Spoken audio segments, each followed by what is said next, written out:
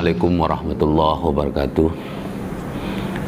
Nama saya Abu Hasan, sarjana hukum, lahir tanggal 6 bulan 5 tahun 1975 di sebuah daerah kepulauan, tepatnya di Desa Duku, Kecamatan Arjasa, Kabupaten Sumeneb, Pulau Kangean yang jauh terpisah dari daerah Kabupaten Sumeneb.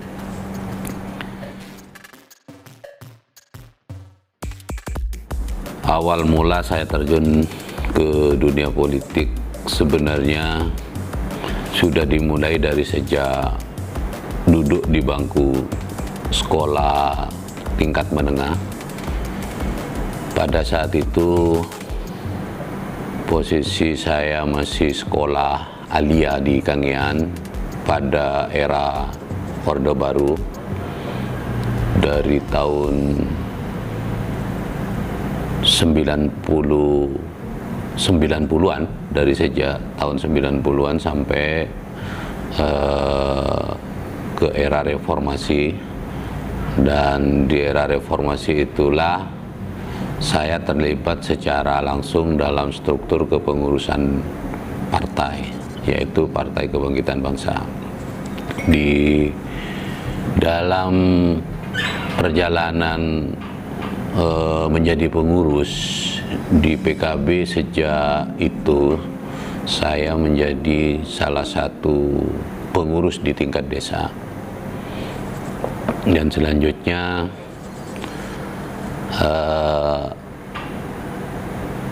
karir politik saya menjadi sangat bermakna setelah saya jalani beberapa tahun ke depan, di mana ternyata bagian dari kehidupan ini adalah politik, dan itulah yang semakin menguatkan perasaan dan pikiran saya untuk terjun di dunia politik. Hingga saya berpikir hidup ini bagian dari perjuangan, dan perjuangan yang maksimal dan paling tepat dilakukan dalam hal-hal yang bernilai sosial ini harus kita lakukan melalui jalur politik.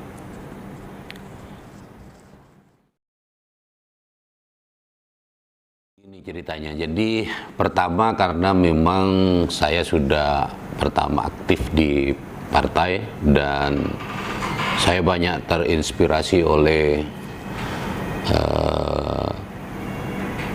lakon politik yang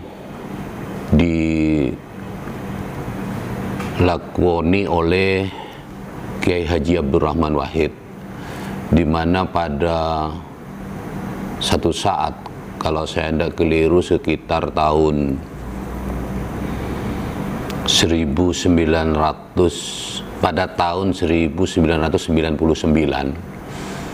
beliau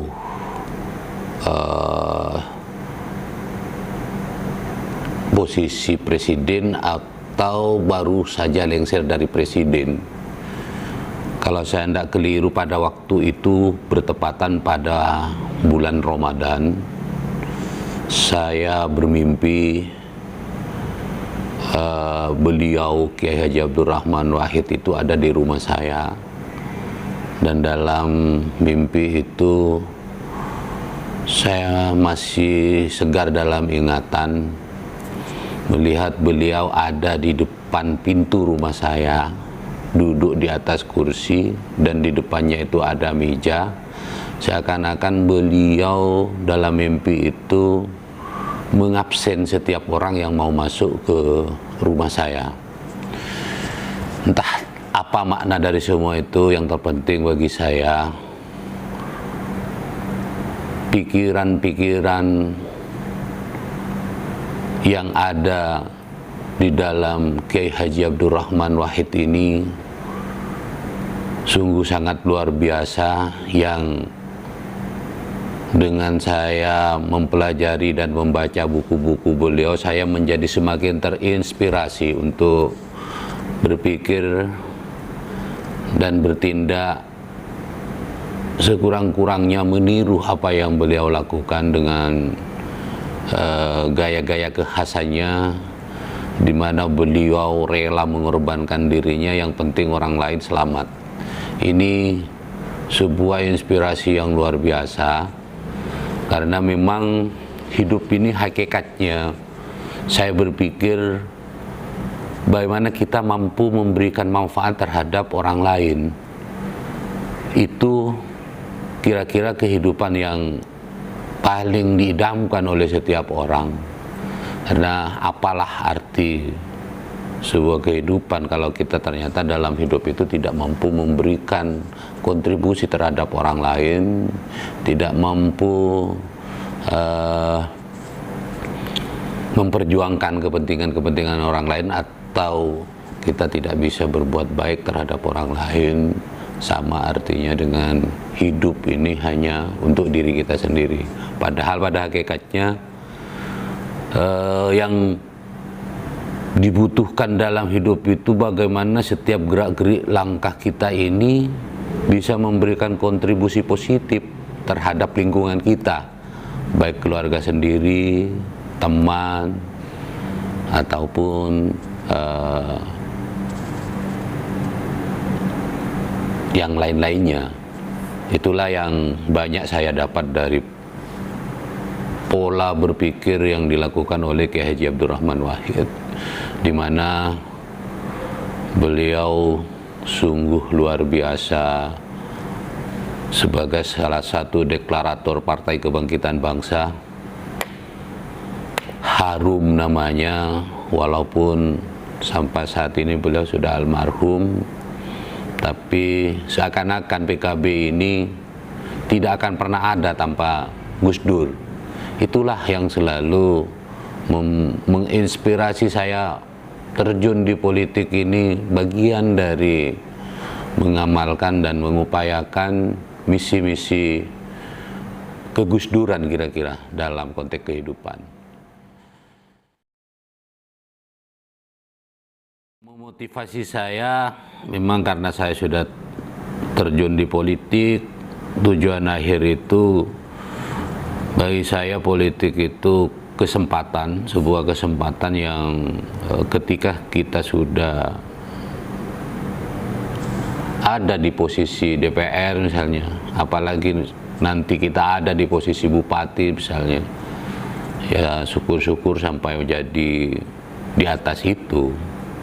Disitulah sebenarnya kesempatan untuk bagaimana kita semakin bisa berkiprah di tengah-tengah masyarakat dalam kepentingan memperjuangkan kepentingan-kepentingan masyarakat. Kalau saya pertimbangkan betapa pentingnya menjadi seorang anggota DPR, itu dikarenakan jabatan DPR ini menjadi salah satu tempat yang memungkinkan untuk kita perjuangkan beberapa kebutuhan masyarakat dalam konteks membangun yang itu sudah pasti menjadi kebutuhan masyarakat secara umum.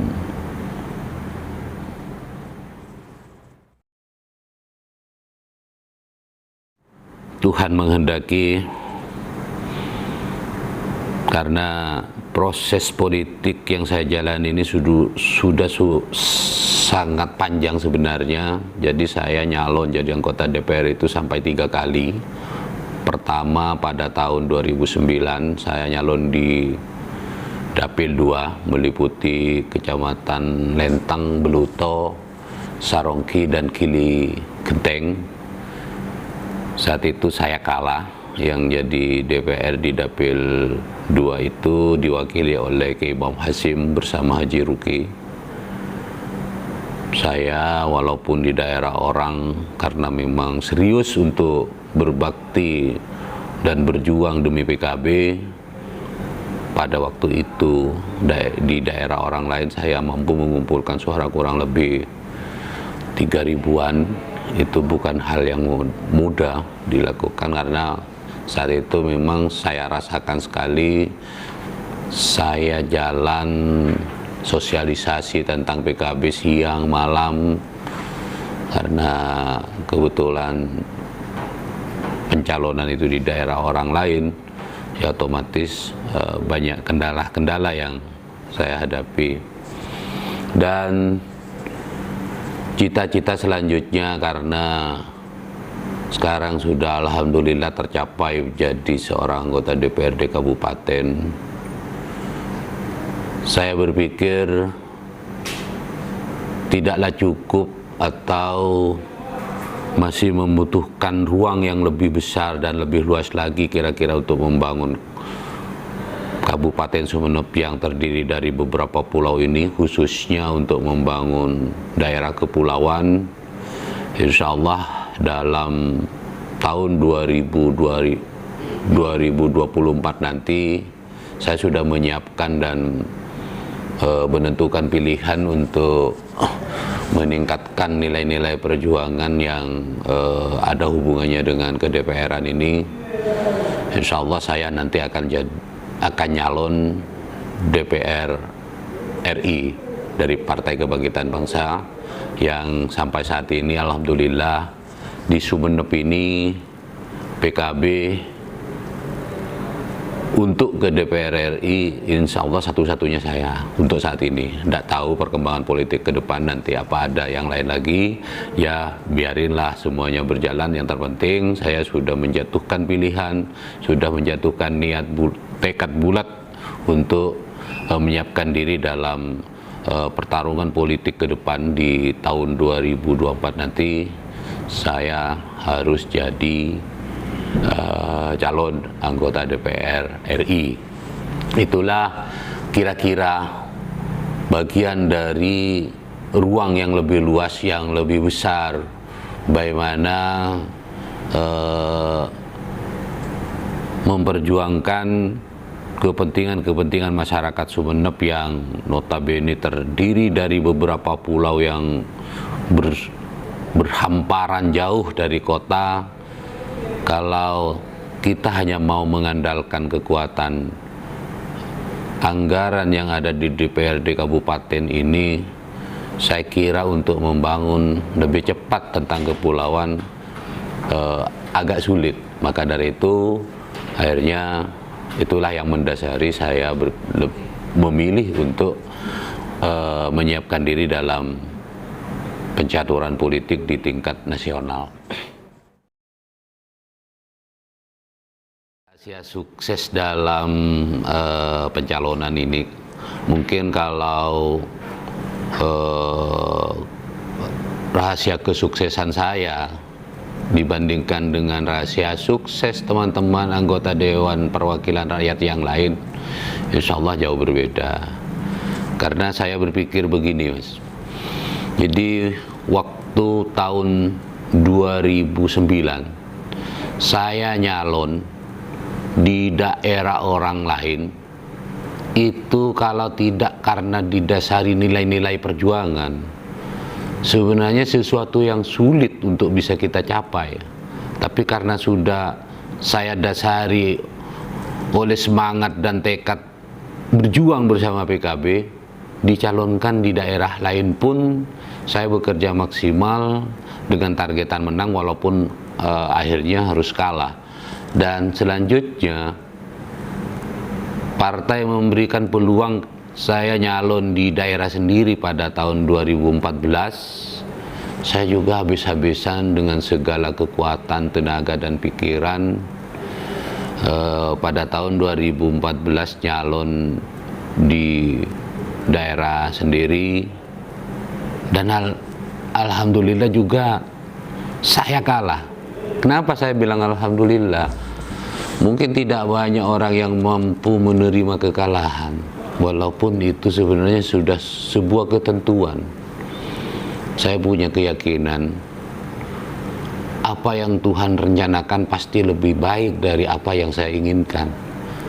Dan kenyataannya atas dasar itu, dengan segala proses kehidupan yang saya jalani, alhamdulillah sampai saat ini, setelah saya diberi peluang lagi nyalon di tahun 2019 di daerah saya sendiri, itu sama dengan saya tinggal menindaklanjuti atau menyambungkan nilai-nilai perjuangan yang sudah saya lakukan dari 2009-2014 dalam proses pencalonan yang kalah itu, menjadi modal dasar untuk mencapai sebuah kemenangan di 2019 itu. Ceritanya agak lucu juga, dan ini fakta, ini jelas adanya. 2009 saya nyalon di Dapil 2 dapat suara kurang lebih 3.000. Terus di 2014 saya nyalon di Dapil Pulau di daerah saya sendiri, saya dapat suara kurang lebih 3.000 juga. Artinya di Dapil 2 di kisaran 3.000, di Dapil 7 juga kisaran 3.000. Dan pada tahun 2019 Dapil 7 itu sudah berubah menjadi Dapil 6. Akhirnya baru mungkin sebanyak itu perolehan suara yang didapat secara perorangan, di mana saya mampu mengumpulkan suara di atas 9.000. Jadi kalau kita akumulasikan dalam sebuah misi perjuangan, mulai dari Dapil 2 saya dapat 3.000 kurang lebih, terus pada tahun 2009, dan di Dapil 7 di daerah Kepulauan pada tahun 2014 saya juga dapat 3.000-an, dan sekarang di Dapil 6, karena Dapil 7 sudah berupa Dapil 6, saya dapat 9.000 lebih. Ini kan sama dengan sebuah akumulasi suara yang dikumpulkan dari sejak pencalonan awal yang gagal itu. Itu kan tidak tahu ada rahasia apa di balik sebuah itu. Cuma yang pasti saya sudah berupaya untuk berjuang semaksimal mungkin. Pertama, menyiapkan diri dalam menerima sebuah kekalahan walaupun itu berat. Alhamdulillah Tuhan berikan kemampuan bagi saya, kekuatan untuk menjalani semua itu dengan sebuah prinsip. Dan saya berkeyakinan pasti rencana Tuhan lebih baik dari rencana manusia. Itulah dasar utamanya sebenarnya. Sehingga akhirnya 2019 saya dilantik menjadi anggota DPRD Kabupaten Sumedang. Berbicara kesulitan sebenarnya enggak juga sih. Cuma dalam konteks bagaimana saya menjalankan tugas-tugas ke DPR-an itu, saya memang harus banyak belajar. Saya banyak bergaul dengan teman-teman sesama anggota DPR, baik dari partai selain PKB, ya lebih-lebih saya banyak belajar terhadap teman-teman DPR yang dari PKB untuk memaksimalkan tugas-tugas kedewanan, karena memang benar yang sampean katakan, sudah pasti yang namanya orang baru perlu adaptasi dan semacam penyesuaian, sehingga kita tidak tampil kaku atau di tingkat teman-teman kita tidak menjadi asing. Alhamdulillah sejak saya ada di anggota DPRD ini, mau bergaul dengan teman-teman komisi manapun, baik dengan komisi 1, komisi 2, komisi 3, insya Allah semuanya baik-baik dan cukup mengenal saya. Terlepas dari beberapa hal yang mungkin ada teman-teman kurang simpati, atau mungkin teman-teman juga merasa secara legowo menerima kehadiran dan keberadaan saya di sisinya, itu bagian dari sebuah konsekuensi. Tapi menurut saya, alhamdulillah teman-teman yang ada di DPRD Kabupaten Sumeneb ini sifatnya saur mano, pada akrab, sama-sama akrab, setemanan, sama-sama baik, saling mendukung, saling memotivasi, dan saya merasa banyak tersupport oleh kemampuan dan pengalaman teman-teman anggota DPR, khususnya DPRD Kabupaten Sumeneb yang sudah lebih lama dari saya.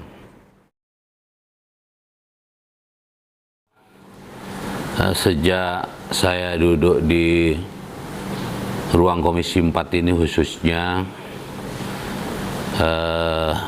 mungkin bagi saya hanya sebagian kecil saja yang bisa didapat dengan cita-cita yang begitu besar, karena dari awal saya memposisikan diri untuk duduk di Komisi 4 ini karena saya lihat Komisi 4 ini adalah komisi yang banyak berhubungan secara langsung dengan kepentingan-kepentingan masyarakat, seperti misalnya kepentingan pendidikan, kepentingan kesehatan, dan tak kalah pentingnya juga kepentingan untuk mengelola potensi usaha masyarakat yang mestinya kalau kita mampu mengelola secara maksimal.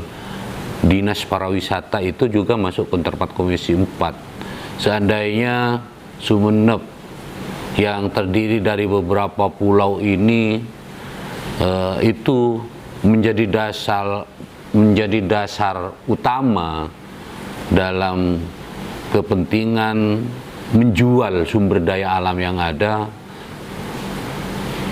bagi saya berpikir seandainya itu mampu dilakukan, sudah pasti akan mampu lebih banyak merekrut tenaga tempatan, dan lewat itu mungkin akan lebih luas membuka peluang-peluang usaha bagi masyarakat yang sudah pasti banyak membutuhkan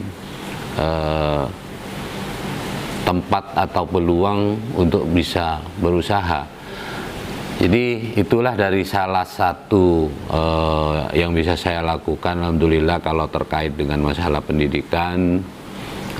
Kemarin saya sudah berupaya maksimal bagaimana agar pendidikan di Sumeneb ini bisa ditingkatkan dari statusnya yang mungkin kurang maksimal, bagaimana lebih dimaksimalkan lagi hubungannya dengan pelayanan-pelayanan terhadap guru-guru ngaji, terhadap pondok-pondok pesantren. Ya alhamdulillah itu bisa kita perjuangkan lewat kedewanan ini, khususnya di Komisi 4. Dan terkait dengan masalah kesehatan yang itu sebenarnya menjadi kata kunci dalam sebuah kehidupan, Komisi 4 saya secara pribadi memang alhamdulillah terjalin hubungan baik dengan Kepala Dinas Kesehatan, di mana sekarang status puskesmas di masing-masing kecamatan itu akan menjadi puskesmas mandiri, atau dalam kata lain bentuk pelayanan puskesmas itu nanti akan hampir sama seperti pelayanan rumah sakit umum yang ada di kabupaten ini. Jadi saya yakin dengan sistem ini insya Allah pelayanan kesehatan terhadap masyarakat akan lebih maksimal. Selanjutnya, ini yang sebenarnya menjadi cita-cita utama dari pikiran saya ada di DPRD ini. Saya ingin sekali Sumeneb ini menjadi daerah wisata. Ingin sekali kekayaan alam yang ada di Sumeneb ini kita tunjukkan terhadap masyarakat luar, dan saya menilai sumber daya alam yang ada di Kabupaten Sumeneb ini dengan banyaknya pulau-pulau yang ada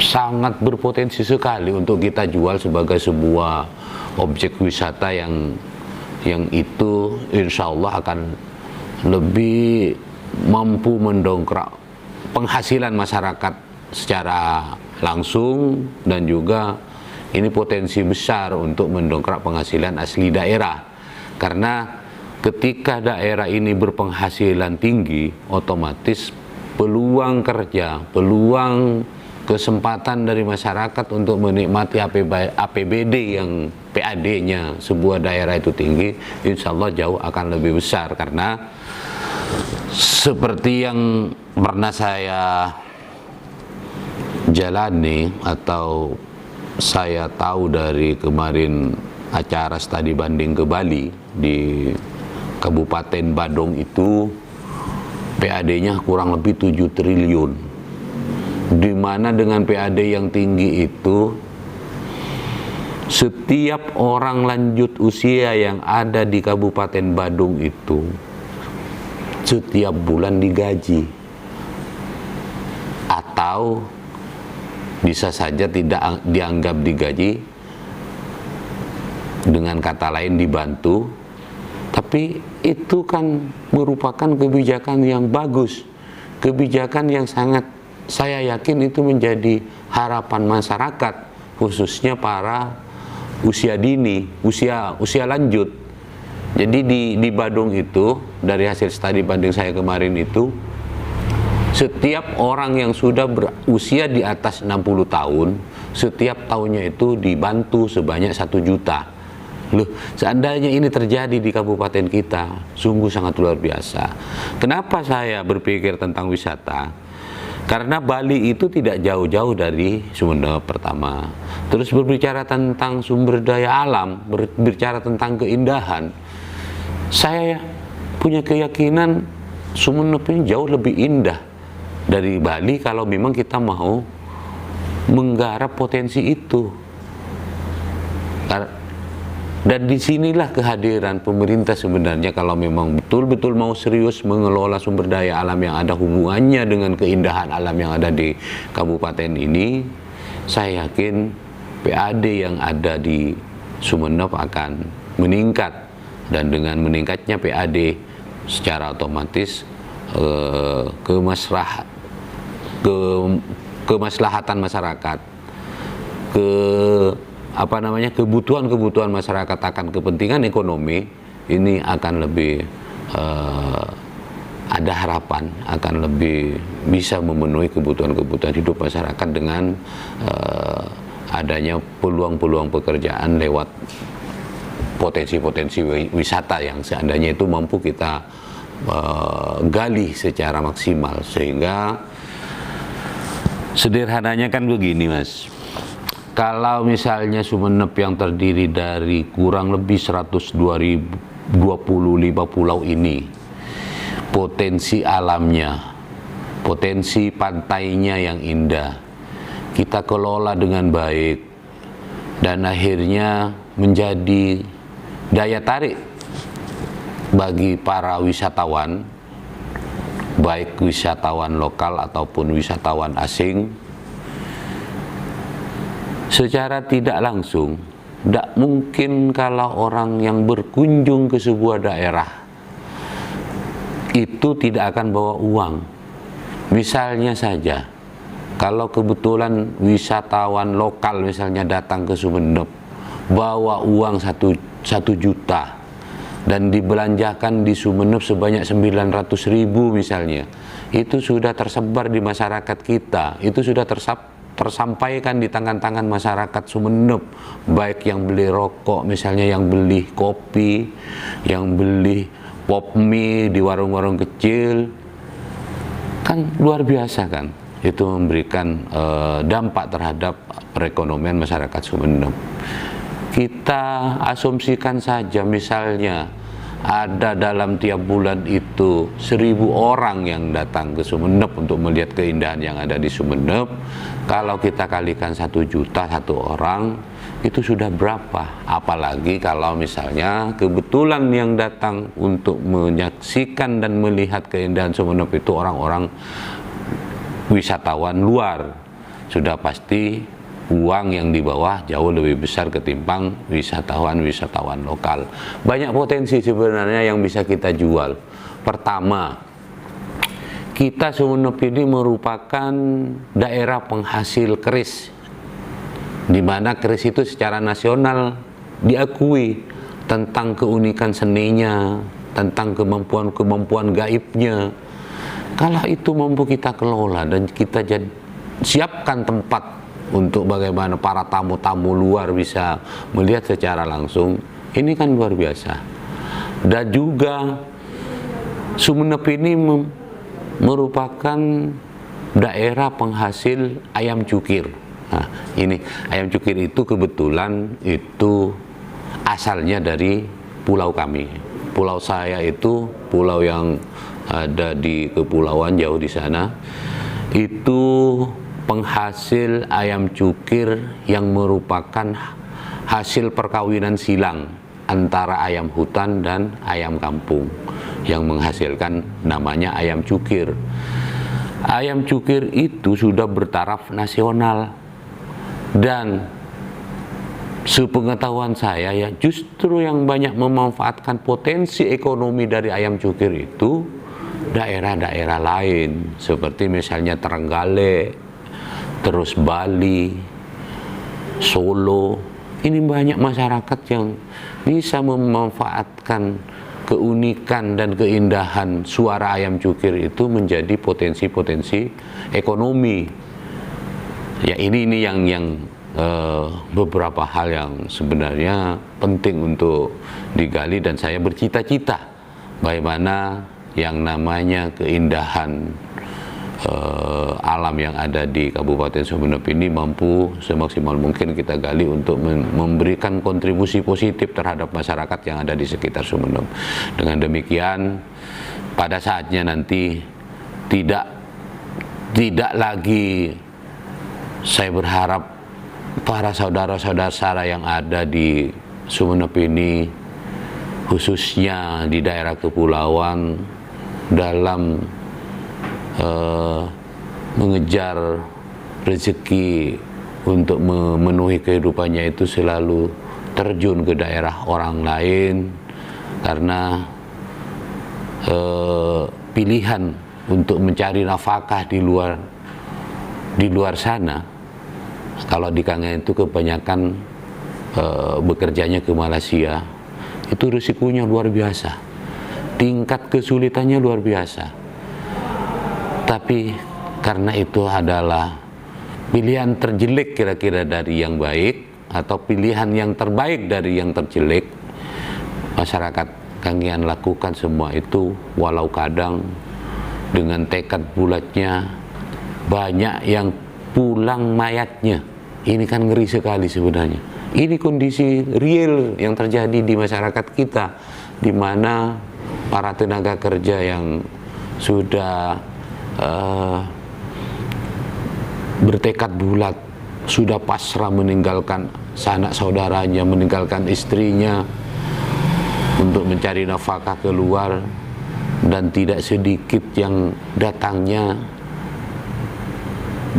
ke Pulau Kangean itu, khususnya datangnya ke ke Kabupaten Sumeneb ini, didatangkan mayitnya. Kalau sekarang yang sekarang ini, mayat yang datang dari Malaysia itu, berdasarkan beberapa kali saya saksikan, itu tidak kurang dari 2 sampai 3 orang per minggunya, bukan per bulannya. Jadi ini sebenarnya kan merupakan permasalahan yang sungguh sangat memprihatinkan. Artinya kita masih belum menyiapkan bagaimana masyarakat kita yang ada di Kabupaten Sumeneb ini tersiapkan lapangan kerja, sehingga sudah tidak harus menentukan pilihannya mencari rezeki ke negeri orang yang risikonya sangat besar sekali. Sambungan doanya, mudah-mudahan niat dan tekad bulat saya untuk menyiapkan nyalon di DPR RI itu akan tercapai kalau memang itu yang terbaik.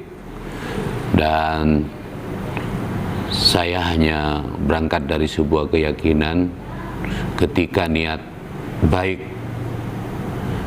yang kita lakukan, saya punya keyakinan insya Allah Tuhan menyiapkan juga hal-hal baik di setiap perjalanannya. Karena bagaimanapun mencalonkan seorang DPR RI itu bukan hal mudah, dan ini sangat membutuhkan pengorbanan yang besar, dan itu sudah saya sadari. Karena bagaimanapun saya yang baru belum sampai, baru tidak nyampe satu periode di DPRD Kabupaten ini, dan akhirnya memberanikan diri untuk nyalon sebagai calon DPR RI. Saya pikir ini sebuah keberanian yang mungkin tidak mudah atau tidak bisa dilakukan oleh yang lain. Namun demikian, kenapa saya harus lakukan ini? Ini bagian dari motivasi semangat perjuangan yang harus bagi saya tingkatkan, dan mudah-mudahan niat baik yang saya lakukan ini berbuah sebuah kebaikan, dan saya berpikir langkah politik ini langkah perjuangan, dan perjuangan ini adalah sebuah ibadah. Karena yang namanya perjuangan, mau dilantik sebagai DPR RI nantinya atau tidak dilantik sekalipun, tetap bagi saya itu bagaimana bernilai perjuangan. Dan karena dengan nilai perjuangan itu merupakan bagian dari pilihan untuk saya melakukan nilai-nilai ibadah lewat perjuangan itu. Harapan saya, kalau mudah-mudahan nanti saya nyalon DPR RI dan dilantik menjadi DPR RI, saya yang paling khusus pingin bagaimana menyampaikan terhadap orang-orang yang ada di pemerintahan pusat itu, baik tingkat baik kementeriannya atau baik legislatifnya yang ada di DPR RI itu, kalau Sumeneb ini sebuah kabupaten yang terdiri dari banyak pulau. Ini yang memotivasi sehingga saya bersemangat besar, dan saya memberanikan diri untuk menyiapkan perjuangan politik saya dalam tahun 2024 nanti. Karena kalau kepentingan ini tersampaikan, saya yakin akan lebih memungkinkan untuk kita bersama-sama dengan anggota DPR yang lain dalam memperjuangkan kabupaten yang terdiri dari banyak pulau ini akan lebih maksimal terbangun, khususnya daerah-daerah kepulauan. Dengan demikian, apa yang diharapkan konstituen saya pada era tahun ini, pada era 5 tahunan saya sebagai anggota DPRD Kabupaten ini misalnya masih belum tercapai, mengingat APBD yang ada di kabupaten ini sangat terbatas, sehingga mudah-mudahan bersama doa-doa saudara-saudara saya khususnya yang ada di pulau, nantinya saya akan bisa lebih maksimal dalam memperjuangkan kepentingan-kepentingan membangun Sumeneb secara umum dan daerah kepulauan secara khususnya Kepulauan Kangean, Sepudi, Raas, dan yang lain-lainnya. Itulah yang mendasari sehingga tekad bulat saya untuk maju dalam pencalonan DPR RI pada tahun 2024 lebih kepada bagaimana saya mampu menyampaikan Kabupaten Sumeneb itu adalah kabupaten yang kaya.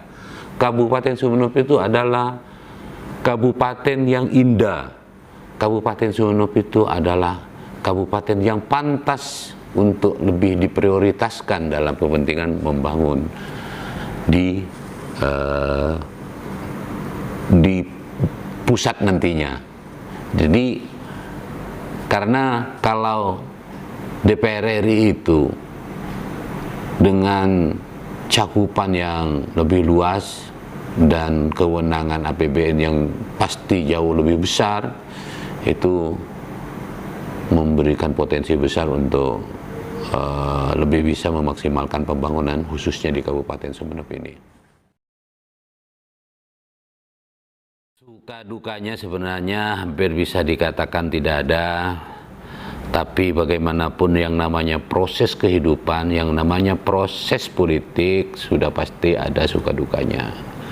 Sukanya bagi saya, alhamdulillah dengan terjun di politik ini banyak memberikan ruang terhadap diri saya untuk lebih berinteraksi terhadap saudara-saudara yang dulunya tidak kenal, yang dulunya di antara kita berjauhan.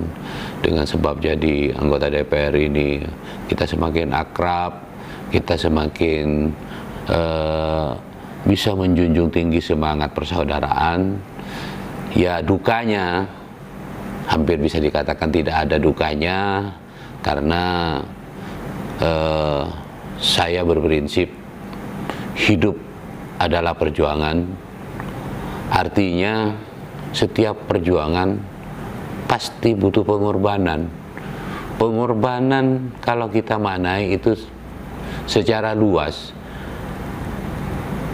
besar sekali. Jadi berkorban perasaan itu bagian dari pengorbanan, berkorban dana, berkorban harta, berkorban waktu, itu bagian dari pengorbanan. Maka kalau kita tidak siap mengorbankan waktu, tenaga, pikiran, dan harta bahkan, kita jangan pernah berpikir untuk terjun di dunia politik, karena politik itu menuntut pengorbanan dari seseorang pelaku politik itu sendiri. Berbicara tentang keluhan konstituen saya, yang paling banyak itu ya berharap bantuan ke lembaga, seperti misalnya ada kelompok-kelompok perkumpulan hadra itu minta dibantu alat-alatnya. Dan kalau di Kangean ini lucu Mas, di Kangean ini saya kalau memang ada rezeki itu ya saya siapkan secara pribadi tanpa harus masuk ke program-program yang ada di APBD. Jadi memang mungkin di benak beliau dengan berhasil memberangkatkan saya ke DPRD ini, ada setumpuk harapan yang bisa diharap, walau mungkin tidak sedikit juga yang harapan itu tidak tercapai, tapi saya secara pribadi tetap menyiapkan diri untuk memperjuangkan dan mengupayakan. Karena alhamdulillah saya di samping jadi anggota DPR, di tengah-tengah proses beratnya berpolitik, saya sekarang punya kegiatan di luar politik. Saya mengelola sebuah perumahan yang ketika misalnya kebutuhan konstituen saya, karena kebetulan orang pulau ini kalau memang mau ke darat itu biasanya ada yang tidak punya rumah di sini, ya di perumahan saya itu saya tampung ala kadarnya. Kalau memang ada rezeki, mereka yang tertampung di perumahan itu ya siapin makannya, biasalah kehidupan seharian itu, dan kebutuhan-kebutuhan lainnya kalau memang saya ada rezeki misalnya ya saya tanggung, termasuk ongkos pulang perginya. Itu bagian dari mungkin harapan-harapan dari konstituen saya. Dan alhamdulillah saya berupaya secara maksimal ketika memang ada yang datang ya disiapkan ada tempat di perumahan. Jadi alhamdulillah dengan punyanya perumahan ini bisa menanggulangi juga kepentingan teman-teman, khususnya konstituen saya yang ada di pulau. Ketika nyampe di Sumeneb ya tinggal datang, masak-masak sendiri di sana, makan-makan sendiri di sana. Itu yang paling saya syukuri sebenarnya. Gimana sulit dibayangkan seandainya saya tidak punya kegiatan perumahan itu, mungkin mereka akan terlantar di Sumeneb. Dan dari sisi rezeki juga, kalau kita hanya semata-mata mengandalkan apa yang ada di DPR ini untuk melayani konstituen yang jauh dan konstituen yang banyak, mungkin ini menjadi sesuatu tersendiri kalau kita bandingkan dengan DPR-DPR yang lain.